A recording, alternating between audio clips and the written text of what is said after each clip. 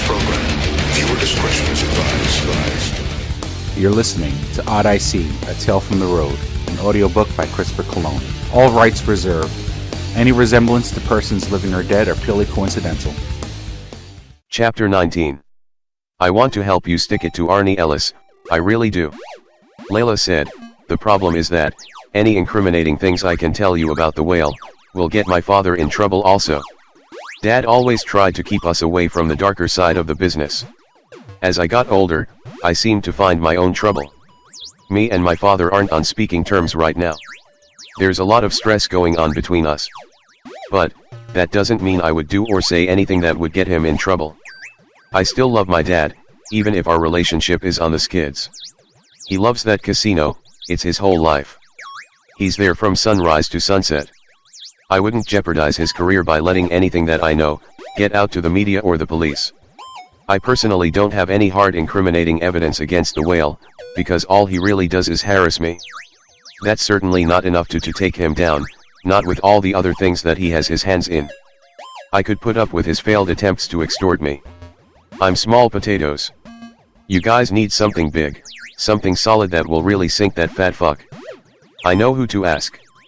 There's this blind guy, Bruce Johnson, a blues musician. He used to play in one of the lounges of my dad's casino all the time.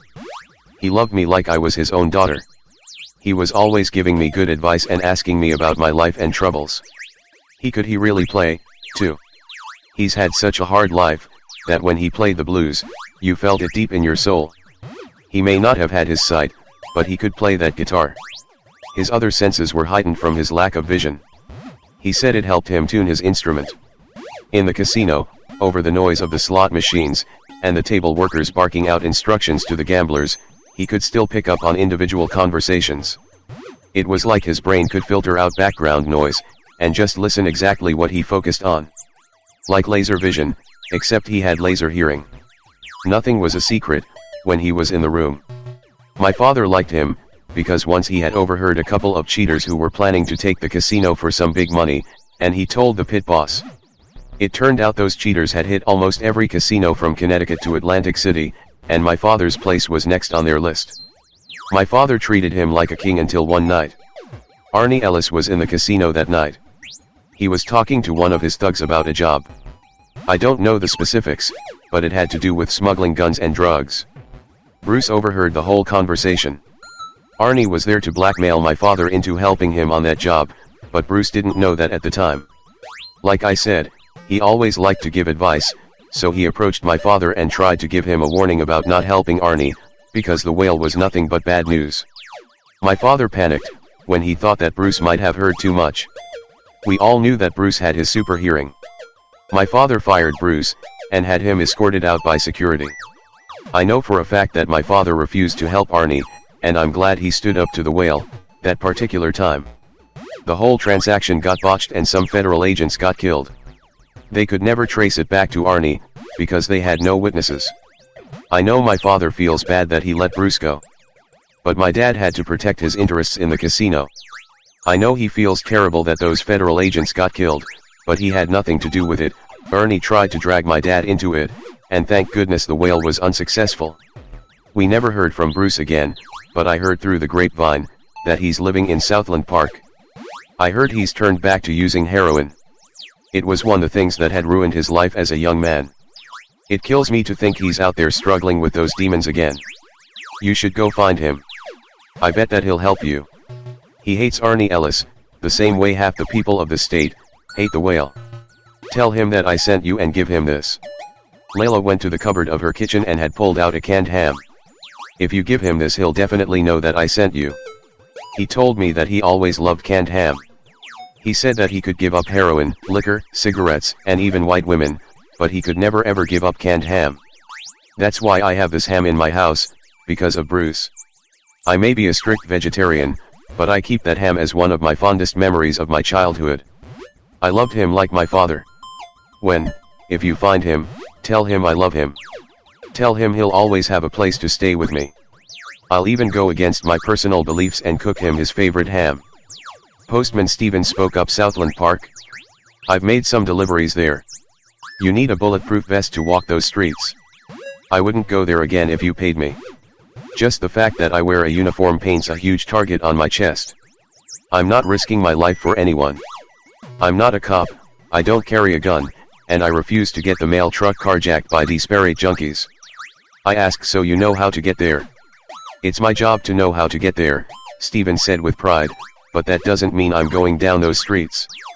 That whole area is nothing crack houses filled with squatters.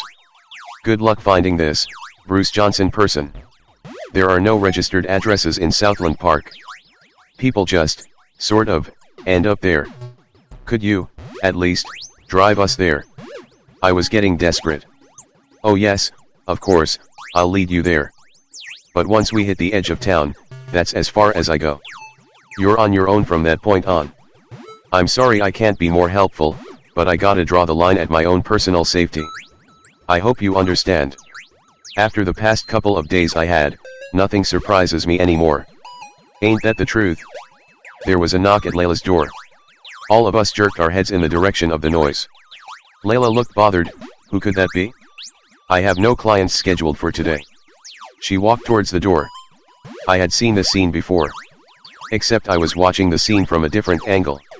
This time I was inside of the apartment, instead of standing in the doorway.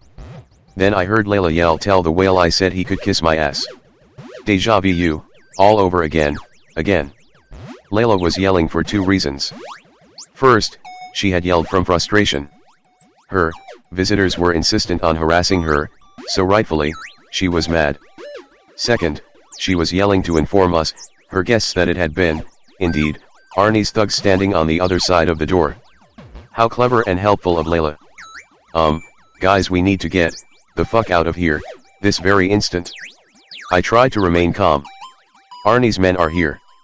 They're not looking for us, but I suggest we get moving before they make that fine discovery and bullets start flying. Follow me, and as always they did. I noticed a fire escape outside one of Layla's windows.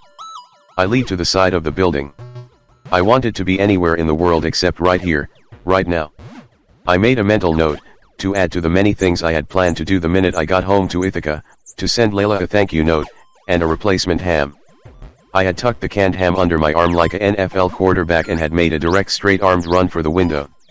The shortest distance between 2 points. If the window wasn't already opened, I would have burst through the plate of glass without a second thought of hurting myself. The instant my feet had landed on the fire escape, I was moving to the lower landing and eventually down to street level, to the alleyway on the side of Layla's building. My feet touched the ground, and what I saw made me curse generations of people who had ever lived in this godforsaken town. A dog had been blocking our path to the street. We had to go that way because it was the only way to get back to the post office truck. You didn't have to be a zoo biologist to identify the markings on this dog. It had the black and yellow fur of a German Shepherd. Those are the kinds of dogs police like to use to track down and take down people.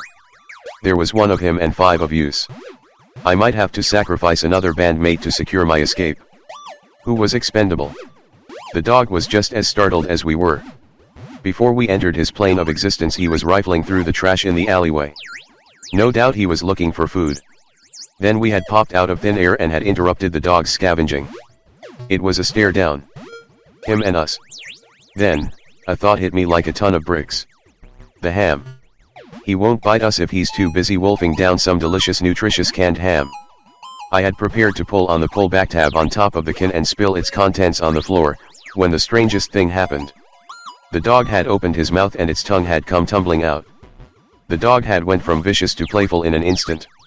Did this dog belong to Layla? Did it have the same mood swings?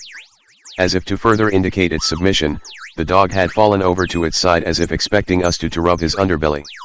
It was so adorable. If I wasn't running for my life, I might had stopped and took him up on his offer of a good belly rub. No time for that now. We all darted past the attention-starved dog and turned onto the street. I should have expected to see what I saw, but just like the dog, I wasn't prepared for it. A bunch of Cadillacs. There they were, practically glowing in the sunlight. Truly a spectacle to be seen, except for the fact that those beautiful cars were driven by ruthless bloodthirsty killers. That seemed to take all the luster out of their paint jobs in my mind. They had traveled in a pack, many heads, one savage monster. There were no thugs in sight, just their cars. We had to risk getting to the post office truck, that was parked right in front of the sea of Cadillacs, without getting seen. We ran to the truck. I know it looked unusual to see a postal worker running to his own truck, with a couple of other guys, but if Arnie's men saw him with us, he would be in just as big trouble as we were. Guilt by association, aiding and abetting known marked men.